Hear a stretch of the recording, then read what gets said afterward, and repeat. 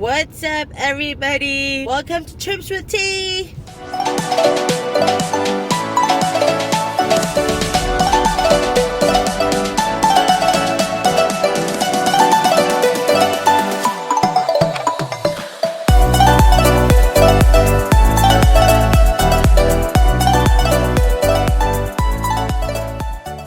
So today I'm gonna feature my second vlog. I went camping with friends a couple weeks ago just for the weekend. I just want to share with you what happened. So where is this place? It's in Vernon, BC.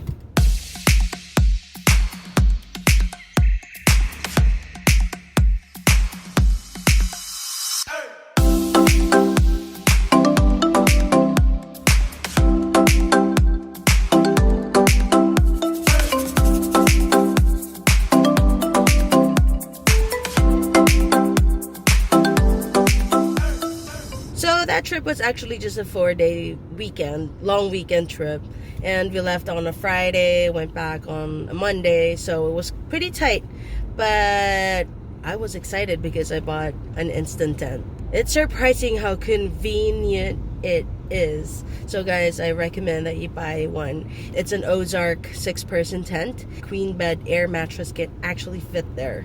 That's awesome. I love it. So now I'm going to share with you the videos that I have going to Vernon. We actually passed by Penticton and Kelowna and then up to Vernon, and that area is actually known for wineries, and it's the warmest place in Canada. So a lot of people go there for summer, you know, go to the lake, swim. It's gorgeous there. I love it. Okay, check this out. Hey guys, so we're on our way now to Vernon, and we just had our stop at Bromley Rock.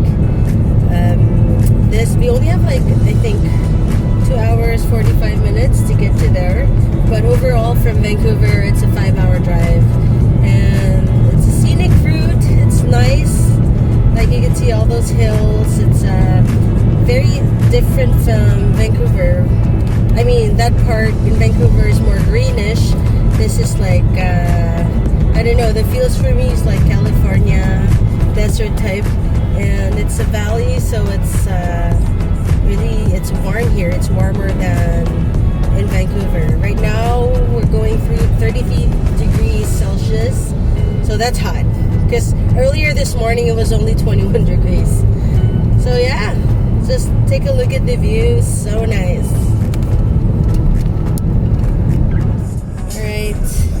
Hello! So we're here at the town of Carameos. I'm not sure how they pronounce it, but that's how I read it. It's Carameos. And for some reason, we've passed through this town a couple of times, and I like it. I like the vibe. Being in like a small town, but there's like, as you see, there's like a lot of like fruit stands, stores on the side of the road. Like this is the main road, and you'll see it's everywhere.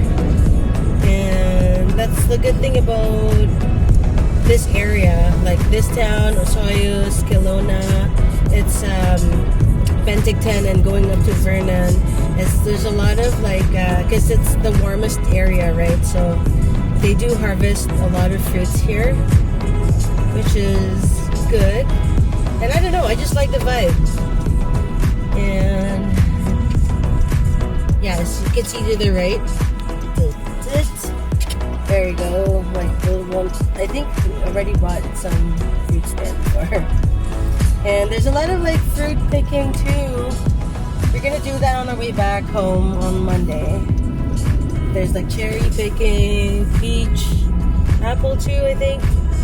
Anyway, just wanted to share that with you. Laters. So we're just passing through Penticton.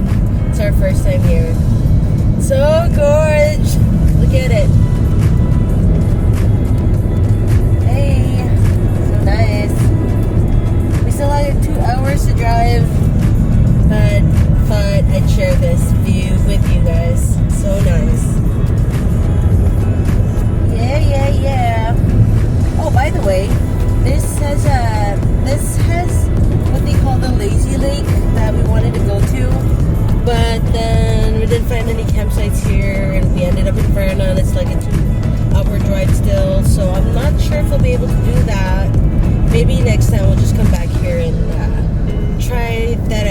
they call it lazy lake. It's like a kind of like a river where you just put on your float, like go on your floaty, and it's a 3-kilometer stretch that goes to this, I forgot what lake it was, but yeah, it's nice. Check it out.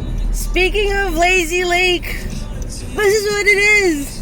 Jeez, I can't believe it's just here. Cool. So that's the whole stretch right there. I think you start from like further and then end up here, and then there you go. See, just have your floaties and all that. This is so cool.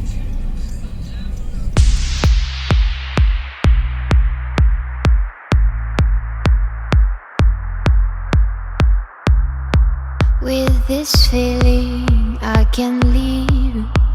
I'm walking and I'm dreaming. Will you dare to give it all up and walk by my side?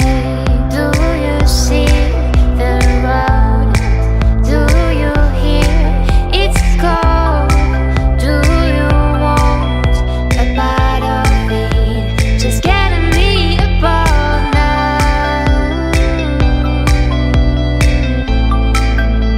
Just getting me above now. So on our second day, we just decided to chill by the beach. And we went to Cal Beach, and it's also in Vernon. It's like a 10-minute drive from the campsite. So we stayed the whole day there, cooked our lunch, played with 30 Bear. He's my godson. And yeah, just enjoyed each other's company.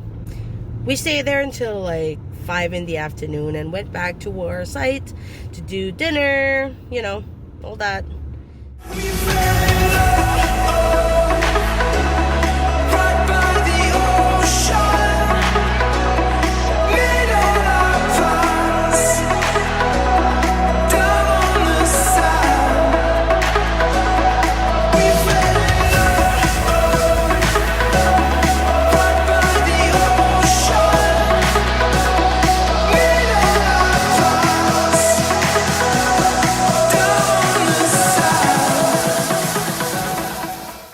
Third day we went to Kelowna. It was my first time there, and the place is known for wineries. There's a lot of wineries there, a lot. We found this unique winery that's called Vibrant Vine Winery. They give you 3D glasses, and then when you get in, there's going to be a lot of paintings, of 3D paintings or like pictures or portraits there, which is so cool. When you get in the winery, you just have to pay $6 for entrance. And if you decide to buy a bottle of wine or bottles of wine or a box of bottles of wine, and they'll take off that $6 off your total. So which is cool. It's a win-win for everybody. After that, we just decided to check out Kelowna's downtown, their marina. It was nice, but it was windy that afternoon. I don't know what happened there, but we had fun. We just walked around, and then we checked out this street where there were lots of restaurants, and then ice cream stores, pubs, convenience stores, everything there. And everybody was there too. There were a lot of people. I mean, obviously there were a lot of tourists. It was nice, pretty nice. Maybe we'll probably come back there next time and like stay there. Of course, I didn't leave Kelowna without buying their local craft beers. So I tried these 2 craft breweries. Everything I bought there was really good. I don't know. Have I ever tasted anything that I didn't like? I don't know. But yeah, it was good. Everything I tried. Pale ale, I tried lager, I bought IPA. Everything was good. They have a lot of breweries there. But we didn't have enough time. So I just did those 2 because they were close to each other. Worth it. Woohoo. So I did. Thank you for my pants. Follow me on Instagram.